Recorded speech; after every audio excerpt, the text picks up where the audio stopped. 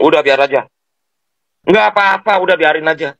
Media sosial. Ntar juga dengan pemberitaan-pemberitaan Jaksa Agung nolak juga dengan sendirinya hoax itu hilang. Nggak dipercaya.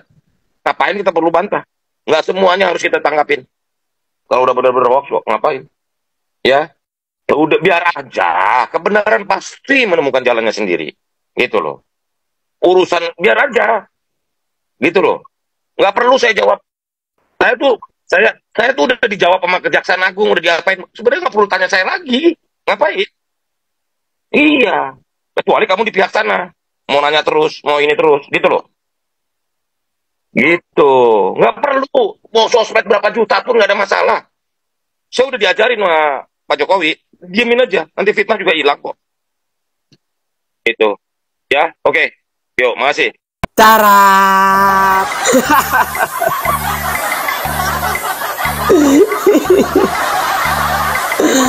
Pak Budi Ari Setiadi, apa kabar? Apakah hari ini Bapak masih berada di zona nyaman?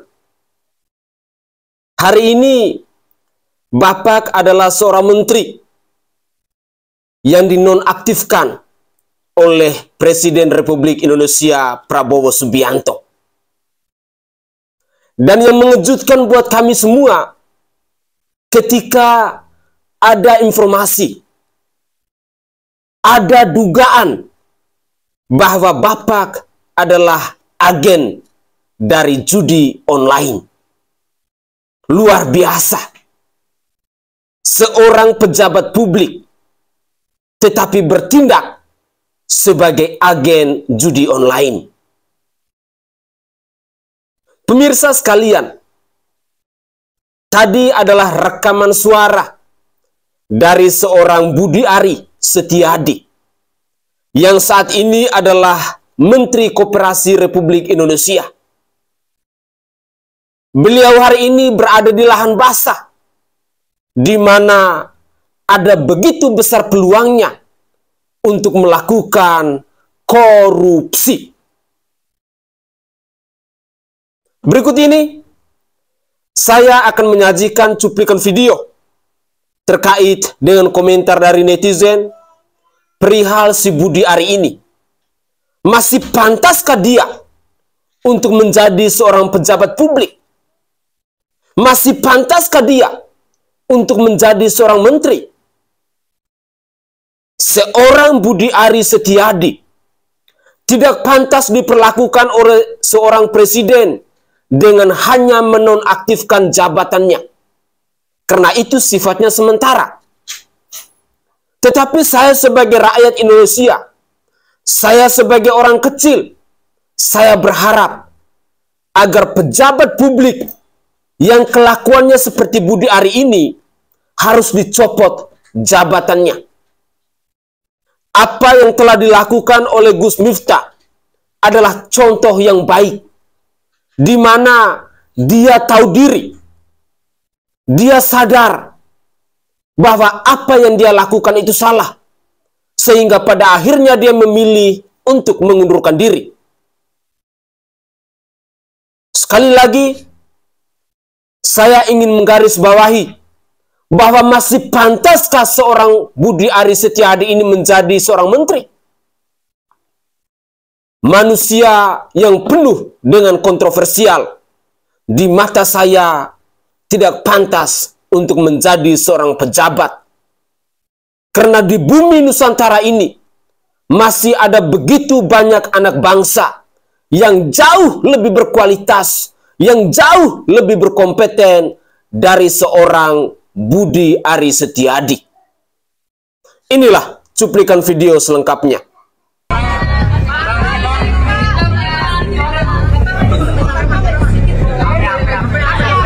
Pemeriksaan Budi Ari oleh Bareskrim, dan mudah-mudahan itu merupakan bagian dari proses hukum yang teliti. Artinya orang kan mengatakan kok terlambat ini. Enggak, menurut saya itu mengumpulkan instrumen lain dulu agar nanti begitu diperiksa itu langsung tidak sia-sia lah, ada kemajuan-kemajuan. Menurut saya bagus Bareskrim gitu, dan saya kira itu bagian itu dari sikap Pak Prabowo agar siapapun yang diduga terlibat itu supaya diperiksa. Dan biasanya orang-orang yang paling penting itu memang diperiksanya belakangan. Jadi kalau diperiksa awal nanti yang lain lari semua, kita tidak tahu yang remeh-remeh itu kan. Ini periksa dulu, lalu oh konstruksinya jelas masuk di situ Budi Ari. Nah kita baguslah Bareskrim. Kalau saya sendiri kan sejak awal memang intinya ada di situ. Bagaimana seorang bisa korupsi di situ, tidak diseleksi, lalu diberi jabatan, ditanya ijazahnya tidak jelas, keahliannya apa tidak jelas, hanya katanya mengaku bisa menangani IT lalu diangkat dalam jabatan penting, dan di sana ternyata membuat situs untuk judi online sendiri, dikelola sendiri, lalu ada kantornya sendiri di luar dan macam-macam. Itu kan yang terberitakan. Nah pasti Budi Ari bertanggung jawab dong. Kalau itu lolos saya kira agak aneh ya. Kalau lolos agak aneh bagi saya. Pasti ada sesuatu yang tidak wajar kalau dari logika itu. Tapi oke lah, itu urusan hukum. Budi Ari berhak membela diri dan mencari pembela yang terbaik. Seperti halnya penegak hukum harus bekerja sungguh-sungguh. Pembela sekelas apapun harus bisa dilawan, kan gitu. Iya guys, akhirnya nih mantan Menteri Kominfo yaitu Budi Ari Setiadi jalani pemeriksaan di Bareskrim Polri. Seperti kita tahu kemarin itu ya, beberapa pegawai Kominfo itu yaitu mereka ternyata ngelindungin server judi online. Situs-situs judi online dijagain guys, dan miliaran per bulan yang udah mereka peroleh dari ngelindungin situs-situs judi online. Gak mungkin dong atasannya nggak tahu yang mana itu adalah Budi Ari. Ya kan, nggak mungkin banget. Prof Mahfud juga bilang sangat mungkin banget itu, nggak mungkin atasan nggak sampai terlibat. Anak buahnya siapa yang instruksi, ya kan? Ya semoga aja statusnya Pak Budi Ari dinaikin nih jadi tersangka, ya kan? Nggak mungkin banget lah. Oke, mari kita dorong guys Polri biar nangkep ya lah, ungkap lah, tangkap aja, dijadiin tersangka. Itu adalah harapan kita masyarakat Indonesia, bahwa pejabat publik seperti Budi Ari harus ditetapkan sebagai tersangka. Apa yang disampaikan oleh Bapak Profesor Dr. Mahfud MD tadi sudah sangat clear, sudah sangat jelas. Bagaimana mungkin seorang Menkominfo menjadi backingan judol, bahkan punya situs judi online tersendiri. Benar-benar ini adalah kelakuan yang luar biadab. Apakah bangsa ini akan maju? Apakah bangsa ini akan sejahtera kalau pejabat-pejabat publik punya kelakuan bejat, punya mentalitas bejat seperti si Budi Ari ini? Sangat miris ketika kita sebagai rakyat jelata mendengar pemberitaan-pemberitaan yang seperti ini. Padahal para pejabat publik ini, mereka itu dibayar oleh rakyat Indonesia, dibayar oleh pajak rakyat Indonesia. Kita mengharapkan bahwa mereka-mereka yang dipercayakan untuk menjadi pejabat publik ini bisa berjuang, bisa bekerja semaksimal mungkin untuk mensejahterakan kita rakyat Indonesia. Tetapi apa yang terjadi? Mereka lebih mementingkan kelompok mereka tersendiri. Mereka lebih memperkaya kelompok mereka tersendiri. Akankah di tahun 2045 nanti Indonesia ini akan mencapai Indonesia emas? Rasa-rasanya itu tidak akan terjadi kalau pejabat publik di bangsa ini diisi oleh manusia-manusia bejat dan kurang ajar, oleh manusia-manusia bejat dan tidak tahu malu, oleh manusia-manusia yang hanya mau memperkaya dan mementingkan diri mereka sendiri tanpa pernah memikirkan kehidupan kita, rakyat Indonesia. Kelakuan-kelakuan bejat dari mereka ini mengorbankan kita ada 280-an juta rakyat Indonesia dari Sabang sampai Merauke, dari Pulau Miangas sampai Pulau Rote. Sekali lagi, sangat miris kalau kita punya pejabat publik tetapi kelakuannya seperti Budi Aris Setiadi ini. Sebagai backingan judol, sebagai kelompok-kelompok yang menurut saya tidak pantas untuk menjadi seorang pejabat publik. Dan yang lebih menyakitkan, ketika ada informasi bahwa para pegawai dari Menkominfo ini malah bekerja untuk melindungi situs-situs judi online ini.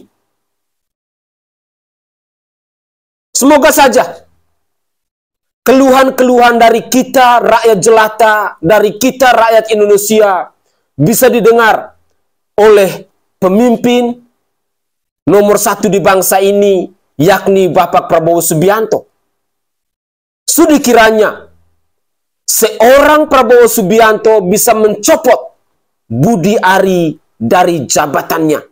Dan jangan pernah memberi kepercayaan kepada seorang Budi Ari untuk menjadi pejabat publik, untuk dibayar dengan menggunakan pajak rakyat itu. Sekali lagi, Bapak Prabowo Subianto, kami mengenal Bapak bahwa saat ini Bapak sedang berjuang untuk memberantas korupsi di bangsa ini. Kami sebagai masyarakat Indonesia pasti akan dukung, pasti akan support, asalkan Bapak benar-benar tidak pilih kasih, berantaskan semua, bumi hanguskan semua manusia-manusia penjahat yang sudah berjuang, yang telah merusak dan merampok uang rakyat itu. Mari kita simak lagi komentar dari Roy Suryo terkait dengan Budi Aris Setiadi ini. Inilah cuplikan video selengkapnya.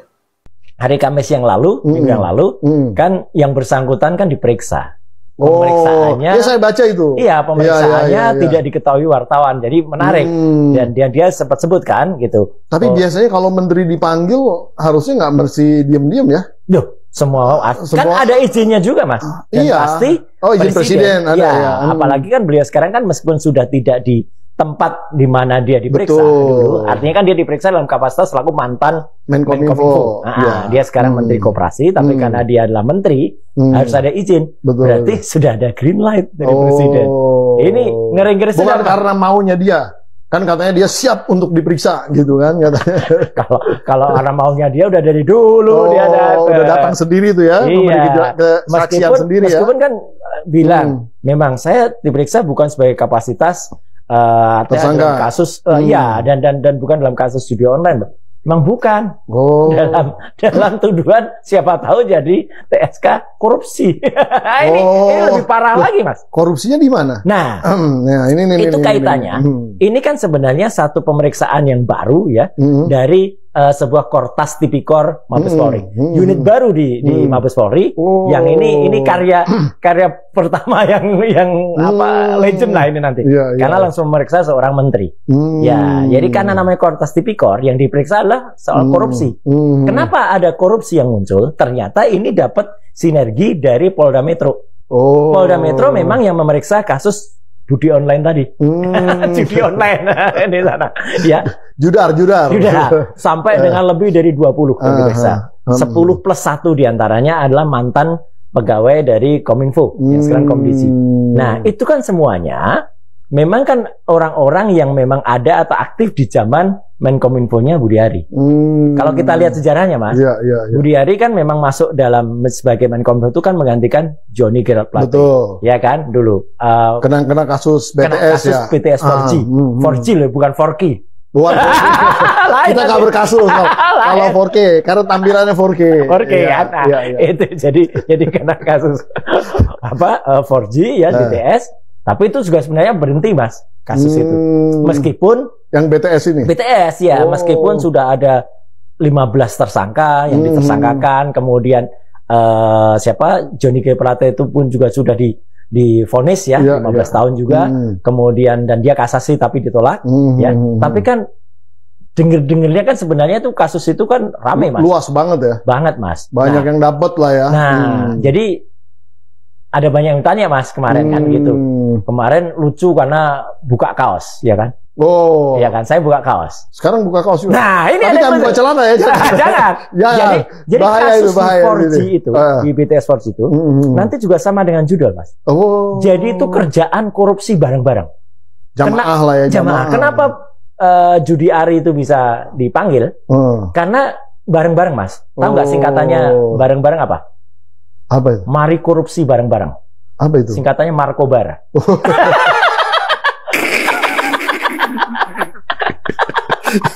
Saya gak jangka lagi nih. Luar biasa Mas Roy ini, luar biasa. Markobar itu artinya apa? Nah ini Mas. Ya. Jadi kalau korupsi bareng-bareng kayak gini Mas. Nah, waduh, ini korupsi bareng-bareng ini. Nah, ini korupsi bareng-bareng. Nah, jadi kan kita kenal trias politika, Mas. Iya, ya, ini. Tapi kalau sekarang yang terjadi itu trias koruptika. Widih. Legislah. Thief-nya mencuri. Curi ya. Executive. Yudikatif. Yang terjadi itu Mas sebenarnya. Ini baik kasus. Ini kasus. Ini idenya luar biasa nih Mas Roy. Baik kasus BTS 4G sampai dengan judi online itu. Ini sekarang yang terjadi Mas. Makanya agak susah. Yang menentukan undang-undang. Ada di situ. Ada di situ korupsi. Yang menterinya juga korupsi. Betul. Nanti setelah disidang mereka juga diamanin. Korupsi. Iya, jadi trias koruptika. BTS 4G. Keren nih. Wah, ini saya mau nih kalau karena benar-benar harus ngingetin kan. Oh iya. Jadi nanti kalau Mas mau ya, nanti pasti ada komen di bawah YouTube-nya itu. Iya. Nah, jadi BTS. Tapi ngomong-ngomong nggak buat pabrik kaos kan? Oh enggak. Oh ini bukan saya yang buat loh. Sekali lagi. Sekali ini bukan saya yang buat. Ini teman lagi-lagi. Kasih. Ada yang ngirim. Kasih. Tapi idenya boleh nih. Iya. I like it. Iya. Jadi itulah yang terjadi di Indonesia. Artinya kenapa saya harus bicara ini? Karena kasus BTS 4G itu berhenti juga karena ini. Oh. Sebenarnya kan eksekusinya sudah kena. Tapi yang ditunggu-tunggu sebenarnya yang di atasnya ini, Mas. Ini ada nama besar sebenarnya. Yang juga kesangkut-sangkut itu belum kena gitu ya. Saya tahu lah. Nanti itu salah. Nah sekarang kan berlanjut ke era judi online, ya kan. Jadi ketika Judi Ari itu kemudian masuk sebagai Menkominfo pada tanggal 17 Juli 2023, itu dia memang nggak kena kasus BTS.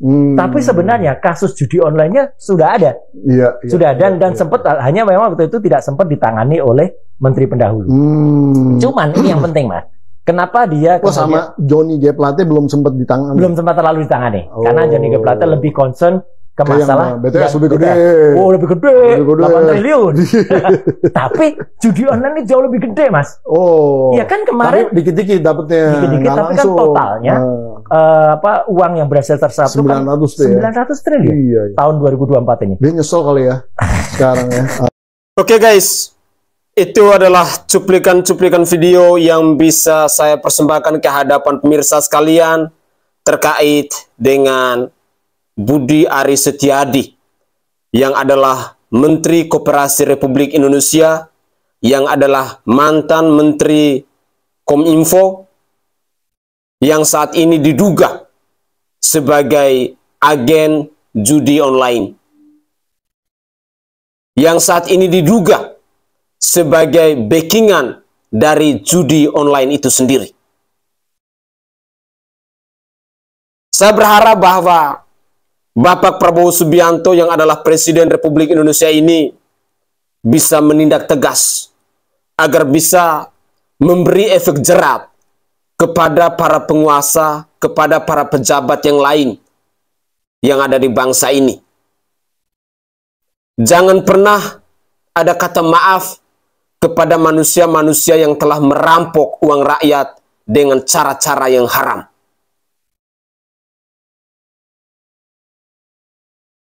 Mau sampai kapan?